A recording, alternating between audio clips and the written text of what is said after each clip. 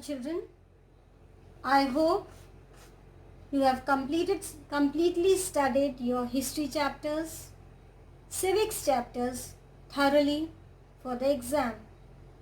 Recently, we will be starting with the revision test. So let's complete the last chapter of geography, the third part and the last part of the chapter mineral and power resources. Children, in the previous two classes, I have told you about the mineral resources. What are mineral deposits? What are mineral resources? What are the different kinds of minerals? Where are they found?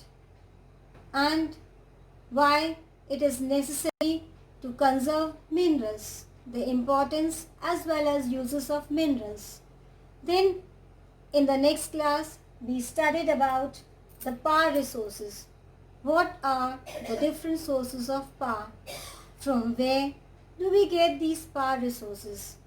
So we started with the introduction of the power resources. Today, in the last part and the concluding part of the chapter, we are going to study about the different power resources. Can you think and name few power resources?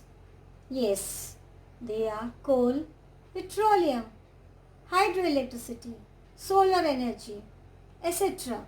These are few power resources which are currently used in our country as well as worldwide. So from where we get these power resources? In this class today, we are going to study about these different kinds of power resources and also their uses. So children, let's have a quick recall of power resources. Power resources are those resources which are used to generate power or energy. And the examples of power resources are coal, petroleum, natural gas, water and nuclear fuels. And the model world, children, I know everyone is familiar that the modern world runs on these power resources. So let's see what are these power resources. So first is coal. Coal is organic in nature. Coal was the basis of the Industrial Revolution in the late 18th century. And you know, children, it was used to produce steam power, which provided the main driving force in running machinery in factories, railway locomotives and ships. In short, it can be said that in the previous years, coal is the utmost source of power, and all the machineries, factories, railway locomotives and ships, they are run with the help of coal only. So as you see, a big factory, industry, it's run with the help of the coal. The power is generated with the help of coal only. Now another is firewood. Everyone is familiar with the word fire, wood. It is widely used for cooking and heating. In our country, more than 50% of the energy used by villagers comes from firewood only, and remains of plants and animals which were buried under the earth for millions of years got converted by the heat and pressure into fossil fuels. So fossil fuels such as coal, petroleum and natural gas are the main sources of conventional energy, and the reserves of these minerals, they are limited, and the rate of growing world population for using it's growing very fast, and so these are likely to be exhausted very soon. Now another is petroleum. Everybody is familiar with petroleum. Petroleum, children, and its derivatives, they are also called black gold. Why they are called black gold? Because they are very valuable, and the chief petroleum producing countries are Iran, Iraq, Saudi Arabia, and Qatar. And the other main producers are USA, Russia, Venezuela, and Algeria. And the leading producers in India are Digboi in Assam, Bombay High in Mumbai, and the deltas.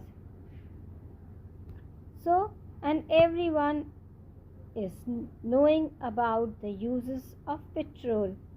And without petrol, our locomotives, our vehicles will not be able to move from place to place. So we all are aware with the importance of petroleum. Another is natural gas. Natural gas is found with petroleum deposits and is released when crude oil is brought to the surface. And this natural gas can be used as a domestic and industrial fuel. Russia, Norway, UK, and the Netherlands are the major producers of natural gas. And in India, children, where it is found in Jaisalmer, Krishna Godavari Delta, Tripura, and some areas offshore in Mumbai. They have natural gas resources. And very few countries in the world have sufficient natural gas reserves of their own. Now another is hydropower. Everyone is familiar how this hydroelectricity is generated. Rainwater or river water stored in dams is made to fall from heights, and the falling water flows through pipes inside the dam over turbine blades placed at the bottom of the dam, and the moving blades then turn the generator to produce electricity. And this is how hydroelectricity is generated. Children, I hope everybody has seen Bargi Dam. And the dam here, this dam, it is used to produce hydroelectricity. That is, the electricity is generated with the help of fast flowing water. Some important hydropower stations in India are Bhakra Nangal, Gandhi Sagar, Nagarjun Sagar, and Damodar Valley projects. So children, this is all about power resources.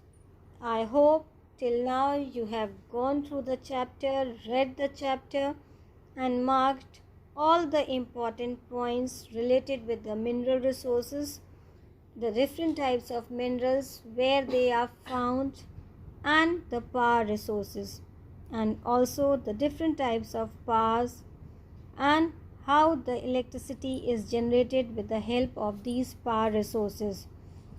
So once more, read the chapter, go through all the points, and try to understand the chapter. That's all for today. Thank you. Have a good day.